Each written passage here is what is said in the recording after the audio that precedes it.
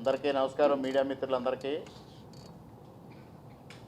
కేంద్ర ఎన్నికల సంఘం ఆంధ్రప్రదేశ్లో ఎస్ఐఆర్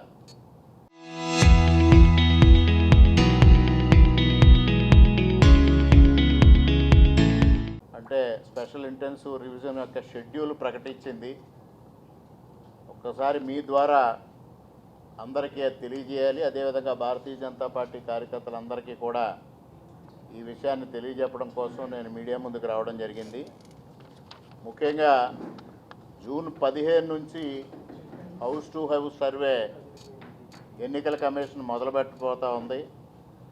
ప్రధానంగా ప్రతి ఒక్కరూ అర్థం చేసుకోవాల్సింది ఏంటంటే ఆంధ్రప్రదేశ్ రాష్ట్రంలో 16,18,359 మంది ఓటర్లు ఉన్నారు. దాంట్లో ఆల్రెడీ ప్రీ మ్యాపింగ్ 2002 ఏదైతే ఓటర్ జాబితా ఉందో దాని ప్రకారం 2,68,86,239 మంది అంటే 64.6% దీన్ని ప్రీ మ్యాపింగ్ చేసింది ఆల్రెడీ ఎన్నికల కమిషన్. ఇంకా 1,47,32,120 మందిని మ్యాప్ చేయాల్సి ఉంది. ఇప్పుడు ఏదైతే జూన్ 15 నుంచి హౌస్ టు హౌస్ సర్వే మొదలవుతుందో దానిలో 2 ఎన్యూమరేషన్ ఫారమ్స్ బిఎల్ఓలు ప్రతి ఇంటికి ఇవ్వబోతూ ఉన్నారు.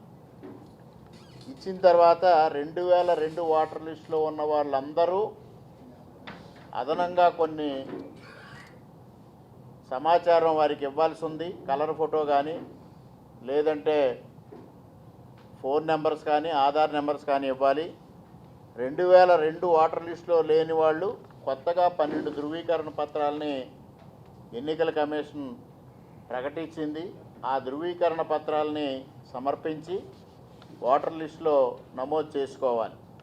ప్రతి ఒక్కరూ కూడా ఈ కార్యక్రమంలో నమోదు చేసుకోవాలి. ఆల్రెడీ మనం నమోదై ఉన్నాం, ఇప్పుడు మరలా మనం నమోదు చేసుకోవాల్సిన అవసరం లేదు అని భావించద్దు.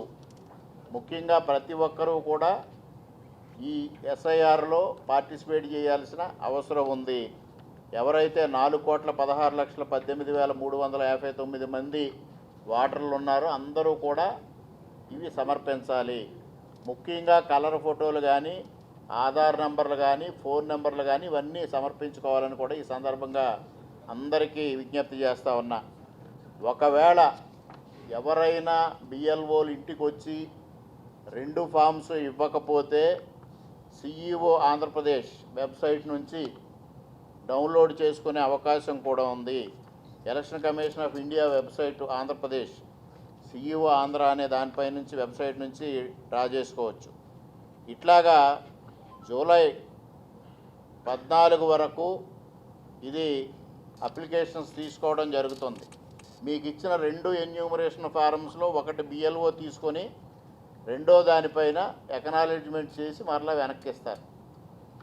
జూలై 21న ముసాయిదా ఓటర్ల జాబితా ప్రకటన చేయడం జరుగుతోంది. జూలై 21 నుంచి ఆగస్టు 20 వరకు దానిపైన ఏమైనా అభ్యంతరాలు ఉంటే ఆ అభ్యంతరాలని స్వీకరిస్తారు. Final publication of voter list September 22ని ప్రకటించడం జరుగుతూ ఉంది. ఈ డ్రాఫ్ట్ పబ్లికేషన్ రిలీజ్ అయిన తర్వాత ఇవాళ భారతీయ జనతా పార్టీ తరఫున బిఎల్ఏలుగా ఎవరైతే ఉన్నారో బిఎల్ఏ 2లుగా అంటే ప్రతి బూత్కి ఒక బిఎల్ఏ 2ని అపాయింట్ చేస్తాం. వారందరూ అతి జాగ్రత్తగా ఈ లిస్టు వెరిఫికేషన్ చేసి అభ్యంతరాలు ఉంటే వాటిని ఎన్నికల కమిషన్ దృష్టికి తీసుకెళ్ళాలి. అదేవిధంగా ఈసీఐ ఆంధ్ర నెట్లో ఇప్పుడు మనకు అవసరమైతే ఏ బూత్కి ఎవరు బిఎల్ఓగా వ్యవహరిస్తూ ఉన్నారో వారి ఫోన్ నెంబర్లతో సైతంగా మనకి అందుబాటులో ఉంటాయి. అన్నిటికన్నా ముఖ్యమైనది అనేక మంది దీంట్లో కొన్ని డౌట్స్ ఎక్స్ప్రెస్ చేస్తూ ఉన్నారు. ఎక్కడైనా బయట ప్రాంతాల్లో ఉద్యోగం చేసుకుంటున్న వాళ్ళు, ఇతర దేశాల్లో ఉద్యోగం చేసుకుంటున్న వాళ్ళు వారు ఇక్కడ ఓటర్గా నమోదు కావచ్చా లేదా అనేది. ఇక్కడ నమోదు కావచ్చు తప్పనిసరిగా. దానికి వారు ఉండాల్సిన పని కూడా లేదు. వారి కుటుంబ సభ్యులు కానీ వారి బంధువులు కానీ వారి తల్లిదండ్రులు కానీ వారు ఉండి వారు ఎన్యూమరేషన్ ఫారం ఫిల్ చేసి ఇవ్వచ్చు. వారు సమాచార సేకరణ కోసం వచ్చినప్పుడు తప్పనిసరిగా వారి కుటుంబ సభ్యులు సమాచారాన్ని అందివ్వచ్చు. తద్వారా ఓటర్గా నమోదవ్వాలి. కానీ వారు వలసదారులు అయితే 2 చోట్ల ఓటు ఉండకూడదు. భారతదేశంలో ఎక్కడో ఒక చోట మాత్రమే ఓటు ఉండాలి. ఇక్కడ ఓటు ఉంటే ఇంక వేరే రాష్ట్రంలో కానీ వేరే చోట కానీ ఎక్కడ ఓటు ఉండడానికి వీలు లేదు. అది మాత్రం తప్పనిసరిగా ప్రతి ఒక్కరూ ఆలోచన చేయాల్సిన అవసరం ఉంది. ఇది మొదటగా దీనికోసం చాలా చర్చ జరిగింది. అనేక మంది సంశయాలు వ్యక్తం చేశారు. విదేశాల్లో ఉన్నవాళ్ళు మరలా వచ్చి ఇక్కడికి వచ్చి ఈ ఎన్యూమరేషన్ చేసే టైంలో అటెండ్ అవ్వాలా అని. దాన్ని ఎన్నికల కమిషన్ ఒక ఎగ్జామ్షన్ ఇచ్చింది, వారి కుటుంబ సభ్యులు ఇవ్వచ్చని. ఇక భారతీయ జనతా పార్టీ విషయానికి వస్తే ఇప్పటి వరకు వెరిఫికేషన్ 175 BLA-1ను కంప్లీట్ చేసుకున్నాం. అన్ని నియోజకవర్గాలకి 175 మంది BLA-1లను అపాయింట్ చేయడం జరిగింది. BLA-1 అంటే నియోజకవర్గానికి ఒకళ్ళు ఉంటారు. అదేవిధంగా మెయిన్గా BLA-2లు ఏదైతే ఉన్నాయో 46,397 బూత్లు ఉన్నాయి ఆంధ్రప్రదేశ్లో. దానికి ఇప్పటి వరకు దాదాపు 5,000 మందిని BLA-2లను అపాయింట్ చేయడం జరిగింది. ఈ లోపుగా మిగిలిన అందరినీ కూడా కంప్లీట్ చేసుకొని మనం ఒక సమగ్రమైన పద్ధతిలో ఈ SIRలో భారతీయ జనతా పార్టీ కార్యకర్తలందరూ పాల్గొనడం జరుగుతుంది. అదేవిధంగా కూటమికి సంబంధించిన తెలుగుదేశం పార్టీ, జనసేన పార్టీలను కూడా మేము ఇందులో భాగస్వాములు కావాలని కోరతాం. అదేవిధంగా అన్ని రాజకీయ పార్టీలకు సంబంధించిన BLA-2లు ఇందులో వారి పాత్ర పోషిస్తారు. అదేవిధంగా ఇప్పటి వరకు మేము వర్క్షాప్స్ కండక్ట్ చేయాలని శాసనసభల వారీగా, అసెంబ్లీల వారీగా వర్క్షాప్స్ కండక్ట్ చేయాలనుకున్నాం. 175కి ఇప్పటి వరకు 80 కంప్లీట్ అయినాయి. అదేవిధంగా మండల మీటింగ్స్ 944కి 194 మండల మీటింగ్స్ కండక్ట్ చేశాం. బూత్ మీటింగ్స్ వచ్చి 119 బూత్ మీటింగ్స్ కండక్ట్ చేశాం. దశల వారీగా ఇప్పుడు ఆల్రెడీ డిసైడ్ చేసాం, షెడ్యూల్ వచ్చింది కాబట్టి ఈ జూన్ 15కి ఏదైతే మొదలవుతూ ఉందో ఈ లోపుగా మొత్తం BLA-2లను కంప్లీట్ చేసి మొత్తం అన్ని చోట్ల కూడా ఒక అవగాహన సదస్సులు ఏర్పాటు చేసి, ముఖ్యంగా ఇక్కడ ప్రతి ఒక్కరూ కూడా కన్ఫ్యూజ్ కావద్దని కూడా కోరుతా ఉన్నా. మొత్తంగా 4,18,18,359 మంది ఓటర్లు ఉంటే 2,68,86,239 మంది ప్రీ మ్యాపింగ్ అయ్యారు. ఇంకా వారు మ్యాపింగ్ చేసుకోవాల్సిన అవసరం లేదా అని ఎవరో భావించవద్దు. వారి దగ్గర ఉన్న జాబితా ప్రకారంగా దీన్ని ప్రీ మ్యాపింగ్ చేశారు.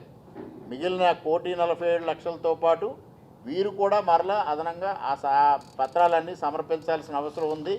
ప్రజలందరూ గమనించాలి. పారదర్శకంగా ఓటు రిపీట్ కాకుండా, అనర్హులకి ఓటు లేకుండా చేయడమే ఈ SIR లక్ష్యం. 2002 తర్వాత ఆంధ్రప్రదేశ్ రాష్ట్రంలో ఈ ఓటర్ల జాబితా సమగ్ర సవరణ జరగలేదు, మరలా ఇప్పుడు జరగబోతూ ఉంది. ప్రతి ఒక్కరూ కూడా ప్రజలందరూ స్వచ్ఛందంగా ఈ కార్యక్రమంలో పాల్గొని వారి ఓట్లు నమోదు చేసుకొని, ఓటు అనేది శక్తివంతమైన ఆయుధం. మనం ప్రభుత్వాలని మార్చాలన్నా, ప్రభుత్వాలని నీతి నిజాయితీగా పనిచేయించాలన్నా ఓటుని వజ్రాయుధంగా మార్చుకున్నాం. ఆ వజ్రాయుధాన్ని మీ చేతిలో ఉంచుకోవాలి అంటే తప్పనిసరిగా ఈ SIR కార్యక్రమంలో మీ ఓటు నమోదు చేసుకోమని ప్రజలందరినీ భారతీయ జనతా పార్టీ తరఫున కోరుకుంటూ సెలవు. రాబోయే ఆర్థిక సంక్షోభాన్ని ఎదుర్కోవాలి అనే ఉద్దేశంతో ప్రధానమంత్రి గారు చెప్పారు. అట్లానే ప్రధానమంత్రి గారిని రైల్లో రండి, బస్సులో రండి అని పేర్ని నాని గారు లాంటి వ్యక్తులు విమర్శించడం చాలా హాస్యాస్పదం. అసలు ముఖ్యంగా పేర్ని నాని గారు విమర్శించే ముందు వారి నాయకుడిని వారు ముందు పొదుపు చర్యలు పాటించమనాలి. వారు వస్తుంటే పరదాలు కట్టి చెట్లు తొలగిచ్చేసి హెలికాప్టర్ పైనుంచి వస్తుంటే కింద ట్రాఫిక్ ఆపి ఈ విధమైన వికృత చర్యలు చేశారు వారి ప్రభుత్వంలో. వారు ఇవాళ మాట్లాడటం ఏంటి? ఇప్పుడు చంద్రబాబు నాయుడు గారు కానీ, పవన్ కళ్యాణ్ గారు కానీ, లోకేష్ గారు కానీ వాళ్ళు స్పష్టంగా చెప్తా ఉన్నారు, మేము ప్రభుత్వ ఖర్చులతో హెలికాప్టర్లు వాడడం లేదు, మా పర్సనల్ ఎక్స్పెండిచర్ పెట్టుకుంటున్నాం, స్పెషల్ ఫ్లైట్లు కూడా అన్నారు. పొదుపు చర్యలు పాటించమన్నప్పుడు Z+ కేటగిరీలో ఉన్న ముఖ్యమంత్రి చంద్రబాబు నాయుడు గారు కూడా వారి క్యాన్వాయ్ తగ్గించుకున్నారు. సాక్షాత్తు ప్రధానమంత్రి గారు ఇవాళ అత్యంత శక్తివంతమైన వ్యక్తి ప్రపంచంలో, అటువంటి వ్యక్తికి ఎంత ఆపద ఉంటుందో మనందరికీ తెలుసు, ఎటువంటి ముప్పు ఉంటుందో తెలుసు. అయినప్పటికీ కూడా వారి క్యాన్వాయ్ తగ్గించుకున్నారు. ఇటువంటి పొదుపు చర్యలు పాటించడానికి ప్రభుత్వాలు ముందుకు వచ్చినప్పుడు వీరు ప్రతిపక్షాలు ఏదో ఒక దాన్ని వ్యంగ్యంగా మాట్లాడడం అనేది ఒక పరిపాటిగా మారింది. తప్పనిసరిగా అందరూ పొదుపు పాటించాలి. మరి ఇవాళ బంగారం కొనొద్దు అని నరేంద్ర మోడీ గారు ఒక సలహా ఇచ్చారు. కానీ 1947లో ఇందిరాగాంధీ గారు గోల్డ్ ఆర్డర్ అని తీసుకొచ్చి ఆ రోజు టోటల్గా నిషేధించారు. మరి దానికి ఏం చెప్తారు ఇవాళ మాట్లాడిన కాంగ్రెస్ నాయకులు కానీ వైఎస్ఆర్సీపీ నాయకులు కానీ? అదేవిధంగా మన్మోహన్ సింగ్ గారు చెప్పారు 1991లో ఆ రోజు 2 వారాలకు సరిపడే చమురు నిల్వలు ఉండడం వలన బంగారం తీసుకెళ్లి లండన్లో తాకట్టు పెట్టాల్సి వచ్చింది పివి నరసింహారావు గారు. మరి ఇవాళ పివి నరసింహారావు గారు అత్యద్భుతంగా ఆర్థిక సంస్కరణలు తీసుకొస్తే వారిని ఇవాళ మనం ప్రైజ్ చేస్తూ ఉన్నాం, ప్రౌడ్గా ఫీల్ అవుతున్నాం. అంతేగాని కాంగ్రెస్ పార్టీ అని పివి నరసింహారావు గారిని విమర్శించట్లేదు కదా. వారి ఆర్థిక సంస్కరణలు ఇవాళ కూడా ఓతంగా ఉన్నాయి. అయినప్పటికీ వారి గురించి గొప్పగానే చెప్తాం.